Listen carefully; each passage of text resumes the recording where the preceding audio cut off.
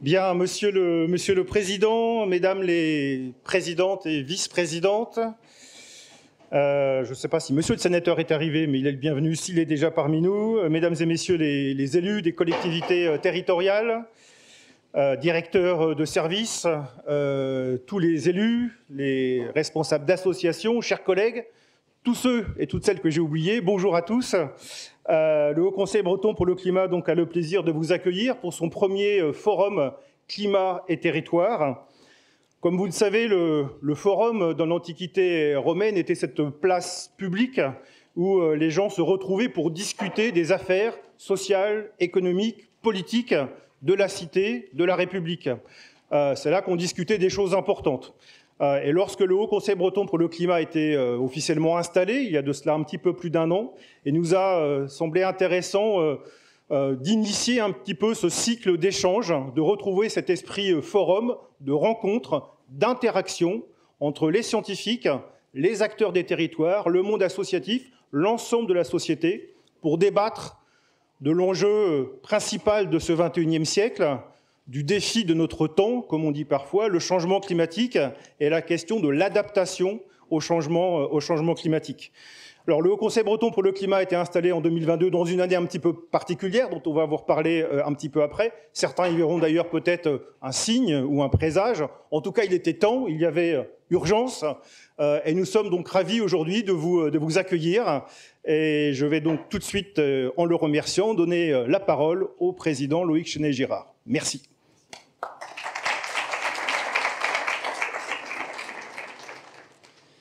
Bien, Madame, Monsieur les coprésidents du Haut Conseil breton pour le climat, merci de votre engagement, merci de l'énergie que vous donnez à cette nouvelle institution bretonne dont je vais parler dans un instant.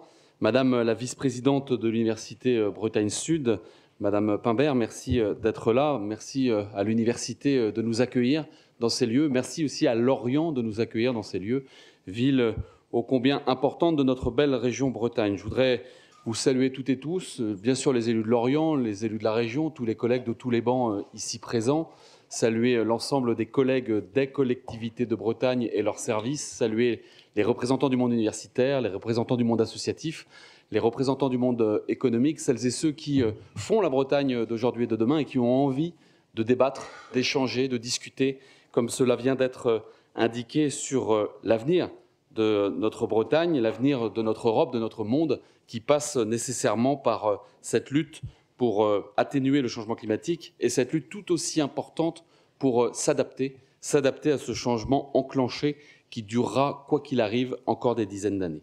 Chère Madame Tréguier, cher Monsieur Dubreuil, je voudrais vous saluer, vous remercier, vous qui êtes les premiers coprésidents de ce Haut Conseil breton pour le climat. Nous avons voulu ce Haut Conseil en début de ce mandat pour faire suite à notre démarche Brescop. Nous avions lancé la Brescop suite à la COP de Paris au cours du dernier mandat et nous avions décidé de nous appliquer à nous-mêmes cette dynamique qui montre que l'hémicycle régional ne suffit pas, que le débat démocratique doit continuer bien entendu de s'y trouver et les décisions politiques de s'y prendre, mais nous avons besoin de construire un débat avec la société tout entière et la COP, la conférence des partis, était la bonne manière de faire. La Brescop a été lancée, a créé une belle dynamique, des centaines de réunions partout en Bretagne et a permis de fonder le pacte, la ligne qui nous a permis de redéfinir les politiques publiques que nous sommes en train de conduire. Il y a beaucoup de travail, nous y reviendrons, vous y reviendrez. Les collègues qui vont siéger tout à l'heure dans les tables rondes, et notamment Michael Carnes, premier vice-président au climat et à la mobilité, auront l'occasion d'expliquer comment nous assumons cette conduite du changement, comment nous opérons ces transitions, ces transformations de nos politiques publiques. La Brescop ne suffisait pas, puisque débattre ne suffit pas, il faut agir. Et nous avons souhaité créer ce Haut Conseil breton pour le climat pour une raison simple, limpide, qu'il faut rappeler partout encore et toujours, c'est que nous croyons en la science. Nous croyons en la science, nous croyons en la capacité de la science de continuer à nous éclairer, à nous donner des faits, à nous exprimer la réalité du monde qui vient s'opposer aux croyances et aux avis. L'opinion dont on entend parler si souvent, vient souvent quelque part masquer la science. Et nous avons conscience que nous avons besoin que le Haut Conseil breton pour le climat, qui est constitué de scientifiques de toutes les disciplines, soit capable librement, très librement, même si de temps en temps ça gratouille un peu, de définir un thème de travail, des thèmes de travail, et de produire des documents qui permettent de nous éclairer sur la situation bretonne, de nous éclairer sur les politiques publiques que nous menons en Bretagne, et de nous éclairer aussi, bien entendu, sur la place de la Bretagne en France, en Europe et dans le monde, de manière à ce que nous soyons en permanence éclairés pour prendre nos décisions. Ce Haut Conseil breton pour le climat, composé de membres issus d'horizons disciplinaires variés, fait la richesse supplémentaire de la Bretagne aux côtés du Césaire, et il était indispensable aux côtés du Césaire de créer ce Haut Conseil. Nous en avons débattu, et s'il y a des représentants ici du Césaire, je les salue et les remercie, en rappelant que la chambre de la société civile organisée est tout aussi importante, mais c'est la société civile organisée. Et qu'à côté de cela, le Haut Conseil breton pour le climat, c'est un conseil de scientifiques qui vient émettre des avis. Les deux ont une fonction éminemment importante. Les deux émettent des avis, produisent des rapports qui sont librement distribués à l'ensemble des élus du conseil régional, pour tous les bancs, pour tous les groupes, pour permettre à tous les élus, opposition comme majorité, de s'en saisir et d'appuyer leurs arguments, d'appuyer leur démarche politique et intellectuelle sur la base de ces éléments. C'est important, c'est dynamisant, et moi je trouve c'est enthousiasmant. Nous avons, je le disais, à retravailler nos politiques publiques, et nous avons commencé en cet encore début de mandat par des documents stratégiques ô combien importants. D'abord, notre stratégie d'adaptation que nous sommes en train de revisiter suite à vos commentaires, suite à vos remarques, suite à vos interpellations, puisqu'elle n'était pas à la hauteur des aléas climatiques que nous allons vivre. Et puis, nous avons pris compte de votre avis pour notre stratégie régionale des transitions économiques et sociales, qui permettent de se dire que la Bretagne doit se fixer un cap et le suivre résolument. J'y reviendrai. Et nous avons, dans quelques jours, dans quelques semaines, à voter un autre document ô combien fondamental, qui est notre SRADET, cette stratégie régionale d'aménagement, de développement durable et d'équilibre des territoires, qui nous permet, là aussi, de poser les cadres de l'avenir de la Bretagne, de poser les cadres pour continuer à accueillir des habitants, et nous en accueillons beaucoup, et continuer à développer les emplois qui vont avec, parce que des habitants sans des emplois pourraient faire de la Bretagne un lieu de villégiature agréable, un lieu de retraite formidable, mais ce n'est pas un pays où on vit. Et donc nous avons besoin de cela, mais nous avons besoin de cela dans un monde qui chauffe, dans un monde qui a besoin de s'affranchir de la dépendance au carbone fossile, dans un monde qui doit contingenter les terres, contingenter l'eau, réduire ses émissions carbone et entrer dans un nouveau modèle économique qui permette, encore une fois, de passer du linéaire au circulaire. Pour cela, dans le SRADET, dans cette stratégie régionale d'aménagement et de développement équilibré du territoire régional, nous allons opérer une nouvelle étape d'une révolution que nous avons amorcée dans le dernier SRADET il y a 4 ans, dans lequel nous avons annoncé que nous étions dans la finitude de la consommation des terres agricoles, que nous devions arrêter de consommer des terres agricoles. Alors je me souviens des débats de l'époque, ça a été très difficile, la loi n'existait pas encore, nous étions pionniers, première région de France à affirmer que nous devions limiter la consommation des terres et aller vers l'arrêt de la consommation des terres. Nous avions fixé un cap qui était 2040, et puis nous sommes mis au travail. Là, nous allons passer à la deuxième étape, c'est le stock foncier disponible par territoire breton. Je veux vous redire ça parce que c'est très important. La Bretagne, elle est l'une des régions de France, la région de France qui consomme le plus d'hectares par nouvel habitant qui arrive. Parce que nous avons un mode de vie que nous connaissons, qui est formidable et agréable, avec un maillage de villes qui fait la qualité bretonne. Nous avons l'habitude d'avoir la maison individuelle bretonne qui fait le succès de la Bretagne pour plein de raisons. Et depuis 40 ans, 50 ans, le rêve de cette maison s'est imposé dans tous les esprits. Et ce modèle-là consomme énormément de terre. 3000 hectares par an. 3000 hectares par an. Et il faut réduire de manière forte, massive. L'État, le gouvernement, l'Assemblée nationale a voté des lois qui nous permettent de disposer de nouveaux outils. Et le compte foncier va être ce nouvel outil qu'il faut regarder de près. Nous allons distribuer 9000 hectares pour les 10 années qui viennent. 9000 hectares. Et tout le monde va rentrer dans ce cadre des 9000 hectares. Pour passer peu à peu de 3000 hectares par an consommés à 1000 200, 1300 hectares par an consommés, et dans la décennie prochaine, réduire encore pour tendre en 2040, 2050 à l'arrêt de la consommation des terres. Et là, on peut résumer tous les débats que nous aurons dans la société et que nous avons dans la société, entre ceux qui disent que ça va trop vite, ceux qui disent que ça va trop lentement, ceux qui disent qu'il faut basculer du jour au lendemain, ceux qui disent qu'il faut laisser s'opérer la capacité d'accueil pour que le rêve de chaque citoyen de s'installer puisse se faire correctement, ceux qui disent encore que ces règles sont liberticides et vont bloquer notre société demain. Moi, je pense qu'au contraire, c'est enthousiasmant. Et face à l'angoisse qui monte, face à cette éco-anxiété que nous ressentons toutes et tous, face à nos jeunes qui nous interpellent de plus en plus, ce compte foncier par intercommunalité qui va nous permettre d'avoir une comptabilité précise de la consommation des terres naturelles et des espaces agricoles, va être le guide, le chemin pour aller vers cette sobriété et aller vers cet arrêt de la consommation des terres. Il faut être ambitieux, il faut être courageux, mais là aussi, il faut définir un cadre, un cap et s'y tenir dans une démarche, dans une dynamique qui est un mouvement qui doit être général, qui doit être inéluctable et qui doit être vertueux. Et c'est la raison pour laquelle je veux réaffirmer devant vous aujourd'hui qu'il faut ne pas rester accroché aux symboles, y compris aux symboles d'un monde qui change et qui tarde de temps en temps à changer. Il ne faut pas s'accrocher aux symboles et il faut penser et agir système. Penser et agir système pour tendre vers ce modèle, encore une fois, qui intègre les limites planétaires et qui les intègre dans une Bretagne qui continuera d'accueillir, sauf à ce que l'on trouve un autre modèle qui consisterait à fermer les frontières et à nous recroqueviller sur nous-mêmes. Et je pense que ça, ce serait la mort de la Bretagne. Nous avons donc à assumer, nous, collectivités régionales, une part des responsabilités qui sont les nôtres.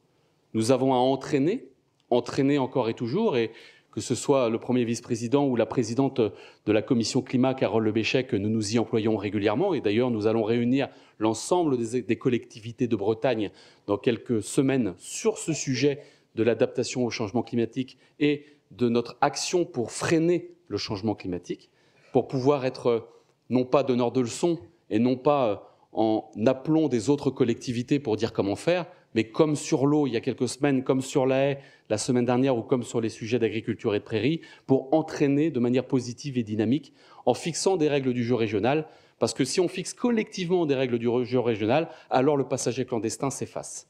Et c'est comme cela que nous devons conduire la stratégie des mois et des années qui viennent. Mais les collectivités et l'État et la puissance publique en général, ça ne suffit pas. Il faut entraîner avec nous les citoyens, entraîner avec nous les entreprises, entraîner avec nous l'entièreté de la société. Et puis enfin, il faut débattre de l'ensemble de ce sujet. Vous allez le faire aujourd'hui, notamment sur cette adaptation au changement climatique, mais nous mettre aussi autour de la table pour débattre des outils que nous devons mettre en place, et notamment ce sujet de la fiscalité. Parler adaptation au changement climatique, parler changement de modèle, parler transition, sans parler de la fiscalité, est une erreur profonde. Ne pas poser ce sujet au cœur de la table pour permettre d'accompagner les ménages, accompagner les collectivités, les maires qui vont devoir changer de modèle avec l'arrêt du foncier, les entreprises qui vont devoir investir de manière massive sans aller vers des gains de productivité supplémentaires tels qu'on les concevait dans les modèles économiques que j'ai pu apprendre sur les bancs d'une fac pas très loin d'ici. Ça, c'est très complexe et il faut l'intégrer dans des modèles qui doivent être compris et qui doivent intégrer la fiscalité.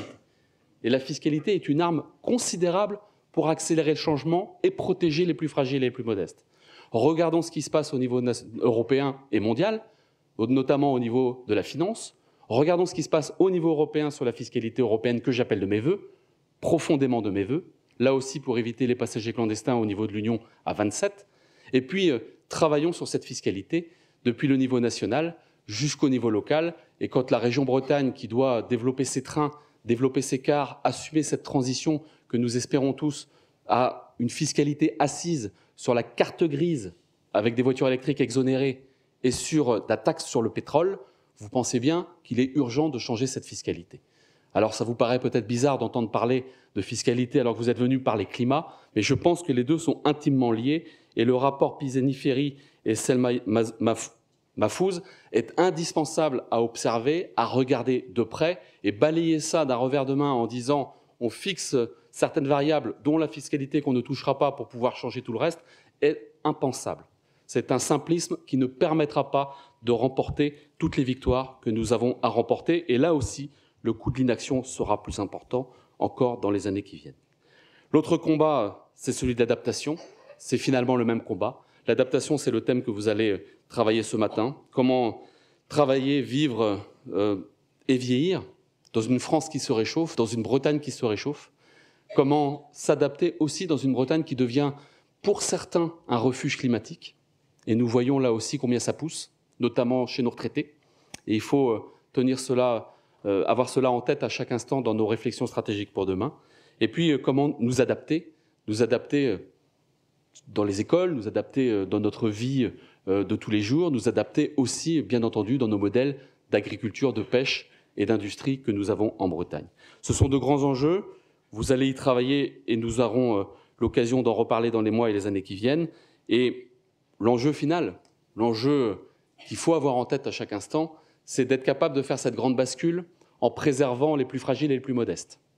Parce que là aussi, il est important d'avoir en tête que les premiers qui payent les pots cassés, les premiers qui subissent le changement climatique, les premiers qui ne peuvent pas se protéger de ce changement climatique, c'est ceux qui n'ont pas les moyens.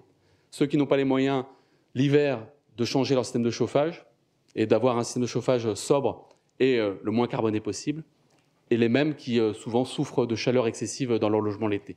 Les mêmes qui ne trouvent pas de solution pour s'adapter à ce changement qui arrive et qui le vivent comme une oppression totale, une oppression gigantesque et une voie sans issue qui est d'autant plus violente qu'ils voient régulièrement dans les médias et ailleurs ceux qui arrivent à s'échapper, ceux qui arrivent à trouver des solutions alternatives dans un monde où certains arrivent à s'affranchir, encore une fois, de la destinée de tous.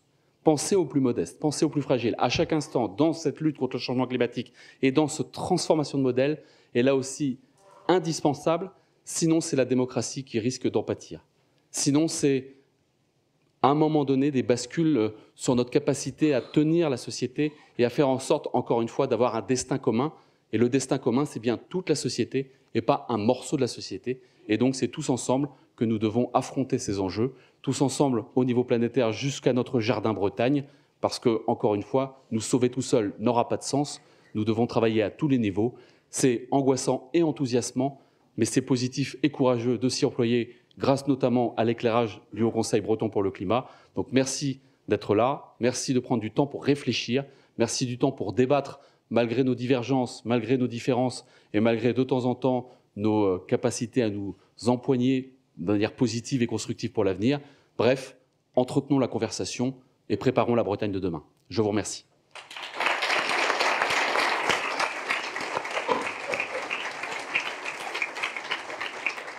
Merci, Monsieur le Président. La parole maintenant à Sylvie Pimbert pour l'Université Bretagne Sud. Merci.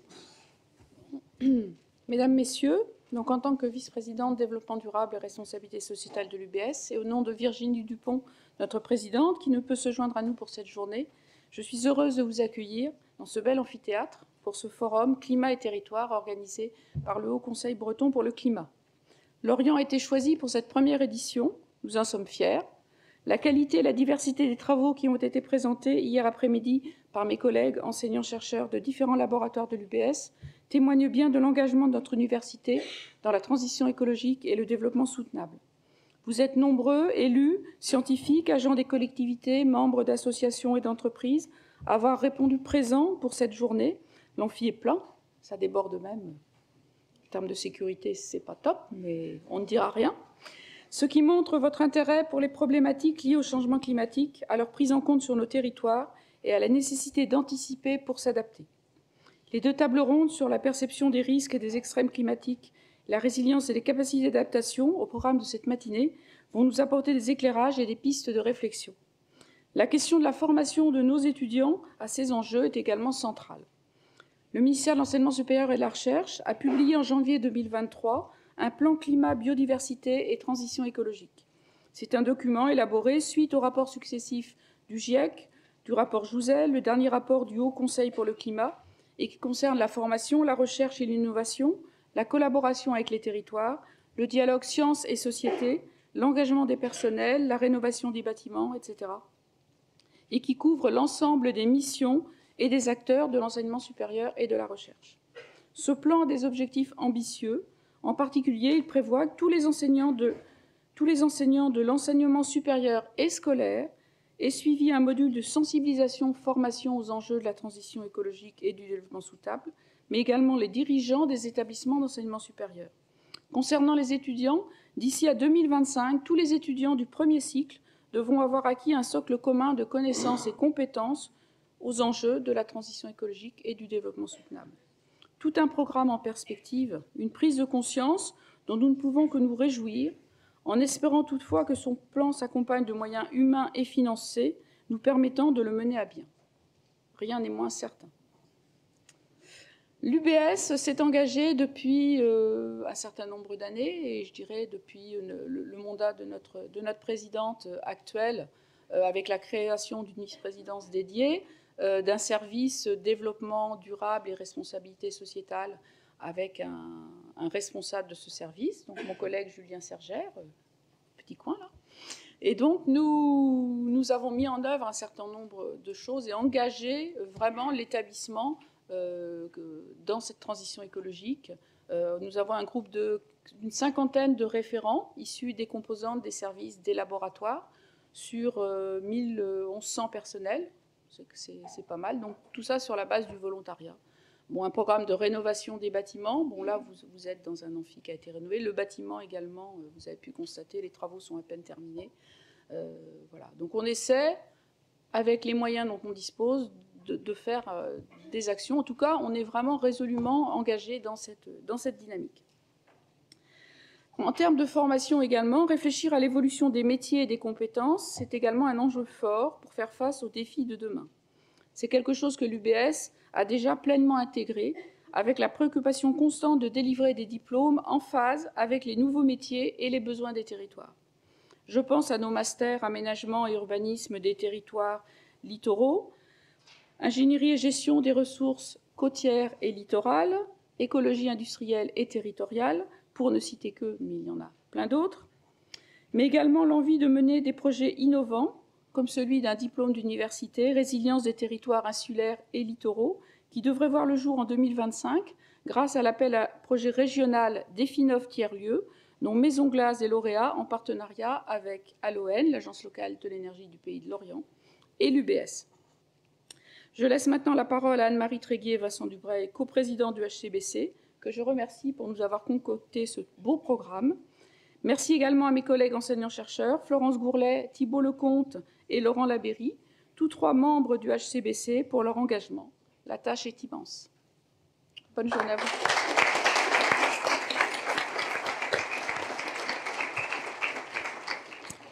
Merci, Madame la Vice-présidente. Anne-Marie Tréguier pour le Haut Conseil breton pour le climat. Bonjour à toutes et à tous. Donc, je vous remercie d'avoir répondu présent pour notre première journée. Je vais être très brève puisque Monsieur le Président de la région a déjà introduit notre conseil qui a été mis en place à l'initiative du Conseil régional et en particulier notre première mission qui est d'éclairer les politiques publiques. Et donc, dans ce cadre, nous avons rendu des avis qui sont publics. Et si vous nous cherchez, vous trouverez les pages du Haut Conseil sur le site web de la région. Et je vous invite à prendre connaissance, si vous le souhaitez, de ces avis. Je vais peut-être vous dire un mot très bref sur notre seconde mission, qui est de diffuser la connaissance et de répondre aux questions de l'ensemble, d'une part, des communes, des élus, des citoyens engagés sur voilà, les questions sur le climat, son atténuation, son adaptation.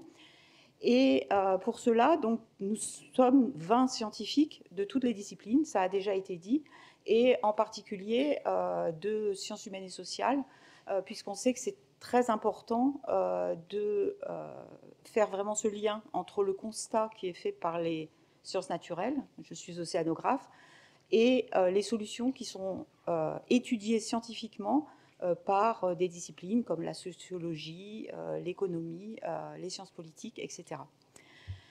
Donc, dans le cadre de cette mission, nous réalisons tous les ans un bulletin.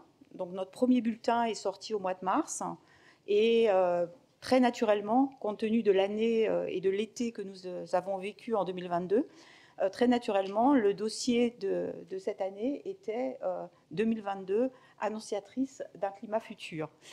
Avec un point d'interrogation, mais en fait, je pense qu'on enlève pas mal ce point d'interrogation dans les articles qui font partie de ce dossier. Et là encore, je vous invite à prendre connaissance de ce bulletin sur notre site web et des différents articles qui parlent de cet été, dont on va reparler dans les tables rondes, et aussi de solutions d'adaptation. Et enfin, toujours dans cette mission d'aller vers le public et de faire dialoguer les acteurs avec les scientifiques, il y a l'organisation de ce forum. Et donc, voilà, je pense qu'il a été très bien introduit par Monsieur le Président et par Madame la Vice-présidente de l'UBS. Et donc, je dirais place aux tables rondes et au programme.